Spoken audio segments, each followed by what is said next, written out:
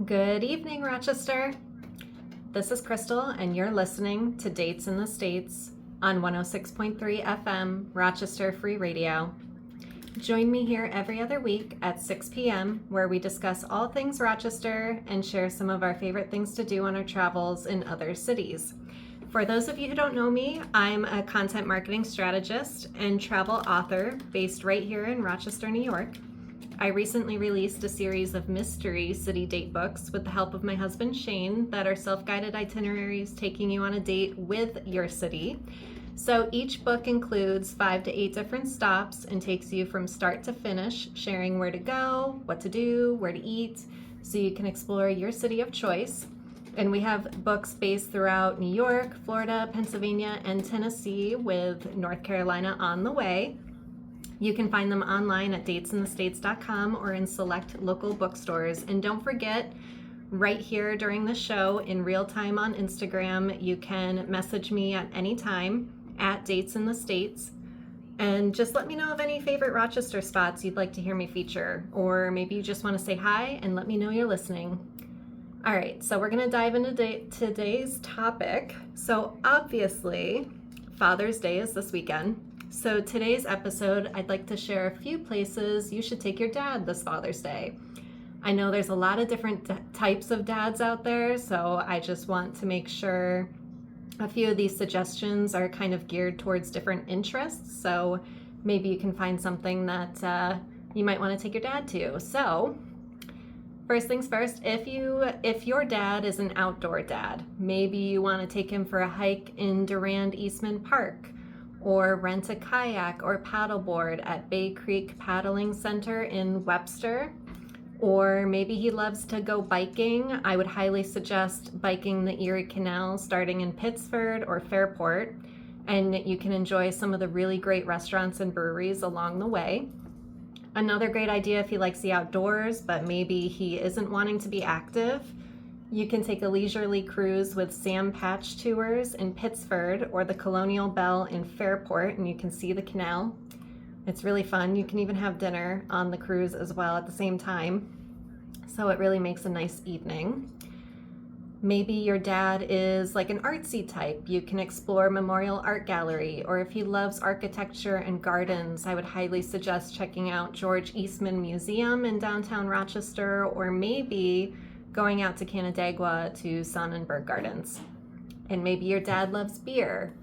As you know, we have a very endless, large selection of breweries around here, but our favorites include Arundequoit Beer Company and Rising Storm at the Mill, which we just discovered recently. That's right outside of Ellison Park.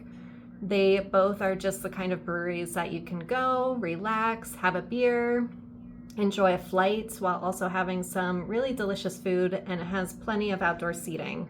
I know we go to a lot of different breweries that kind of just have bar food, so you're kind of just there for the beer, but these places actually have meals that are really good.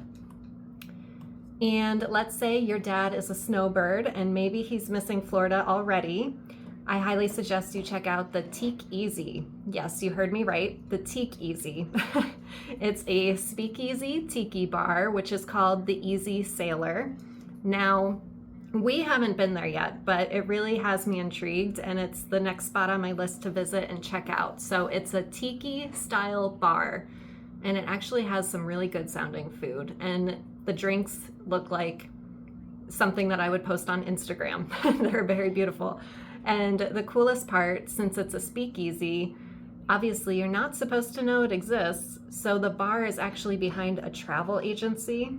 So when you walk in, apparently you think you're going to be booking a trip, but lo and behold, there is actually a bar there. So that kind of place is definitely right up my alley.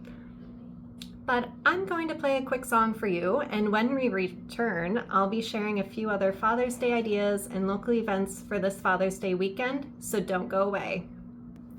You're listening to Dates in the States on 106.3 FM Rochester Free Radio, and today I'm sharing some great ideas for Father's Day this weekend. So, you know, we all want to get our dads something special, but most fathers don't want gifts and knickknacks and keepsakes. They honestly just want your time. They want time to spend with you and do fun things, and that's what I'm here to share with you today is some ideas for this weekend that you can surprise your dad with. So I was already talking about some different things around the Rochester area that you could be doing based on interests. Maybe your dad is outdoorsy or artsy or something along those lines. Maybe he likes beer.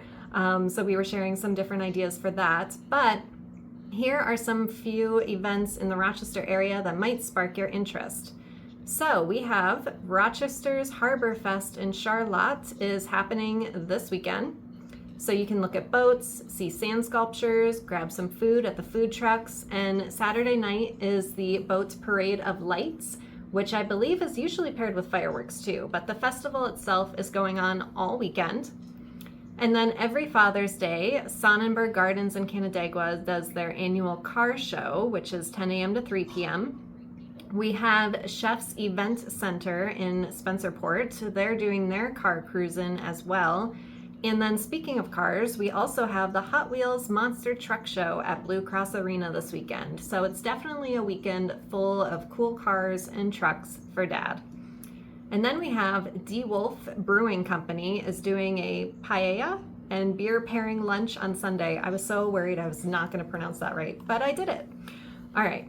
Then we have Corbett's Glen. They're actually doing a cool guided hike on Sunday, which I believe is open to all. And then we have Victor Parks, which is hosting their annual Youth Fishing Derby. So both of those are really great activities where kids and dads can actually go and do them together. And then happening all day on Sunday, dads can receive a free 6-ounce Italian ice at any Rita's location. Any Rita's location. I'm definitely going to have to remember that one. So, does anyone else know of any events happening in the Rochester area this weekend? Please let me know. Send me a message at Dates in the States on Instagram or Facebook right now and let me know because I would really love to check them out.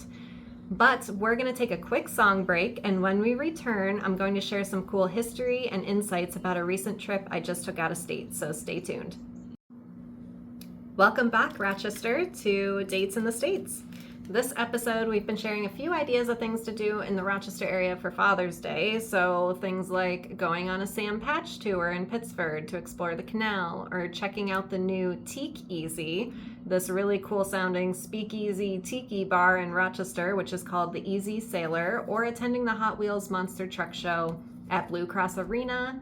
And Rochester's Harbor Fest Boat Parade is happening this Saturday, and let's not forget, all dads can receive a 6-ounce Italian ice at Rita's, in-store only at any location, for free.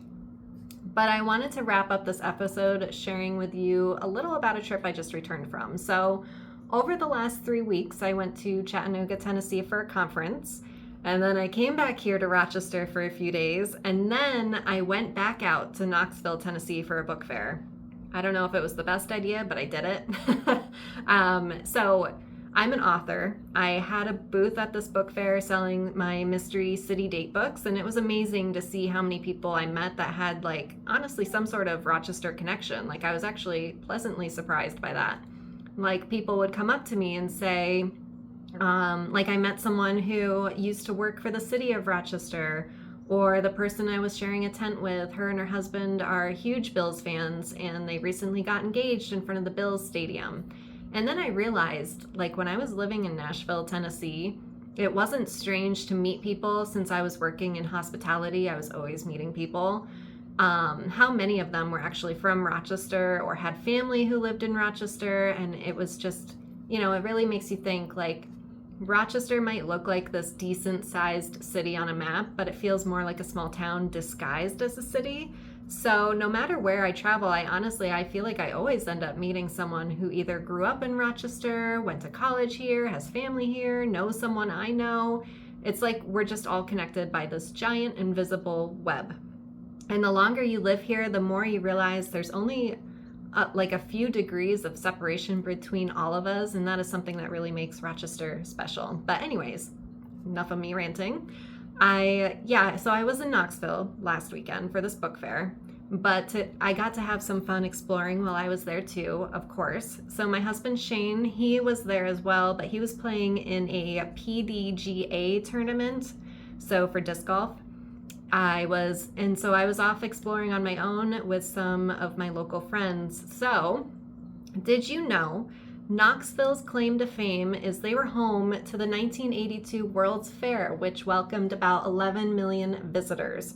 That was the most recognizable piece of the fair that was left behind is the Sun Sphere, which is a 266-foot tower that overlooks downtown. So it's actually really fun to go up into the sphere and get some epic views of the city, but my favorite piece of history of Knoxville is the fact that years ago, it was a huge railroad district. So as the city grew around the railroad, streets like Gay Street were raised to accommodate bridges and traffic, buildings stayed put, and what were once street-level entrances became underground basements. So when walking the streets, there's actually some areas where you can look down from the sidewalk and you can see apartments below you.